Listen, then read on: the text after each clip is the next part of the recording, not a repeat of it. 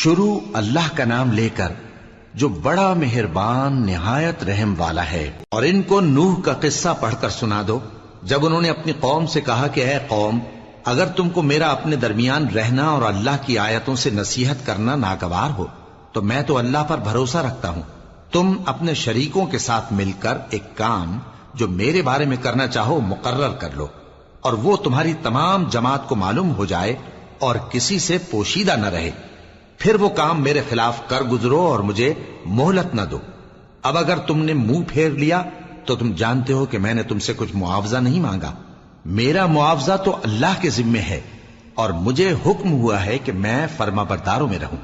پھر ان لوگوں نے ان کی تکذیب کی تو ہم نے ان کو اور جو لوگ ان کے ساتھ کشتی میں سوار تھے سب کو طوفان سے بچا لیا اور انہیں زمین میں خلیفہ بنا دیا، اور جن لوگوں نے ہماری آیتوں کو جھٹلایا ان کو غرق کر دیا۔ تو دیکھ لو کہ جو لوگ ڈرائے گئے تھے ان کا کیسا انجام ہوا۔ پھر نوح کے بعد ہم نے اور پیغمبر اپنی اپنی قوم کی طرف بھیجے تو وہ ان کے پاس کھلی نشانیاں لے کر آئے، مگر وہ لوگ ایسے نہ تھے کہ جس چیز کو پہلے جھٹلا چکے تھے اس پر ایمان لے آتے۔ اسی طرح ہم زیادتی کرنے والوں کے دلوں پر مہر لگا دیتے ہیں۔ پھر ان کے بعد ہم نے موسیٰ اور ہارون کو اپنی نشانیاں دے کر فرعون اور اس کے سرداروں کے پاس بھیجا، تو انہوں نے تکبر کیا اور وہ گناہگار لوگ تھے۔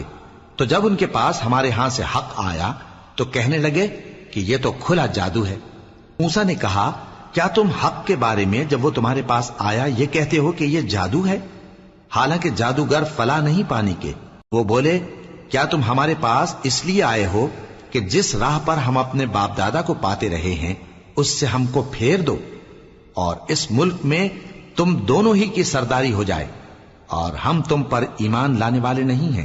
اور فرعون نے حکم دیا کہ سب کامل فن جادوگروں کو ہمارے پاس لے آؤ۔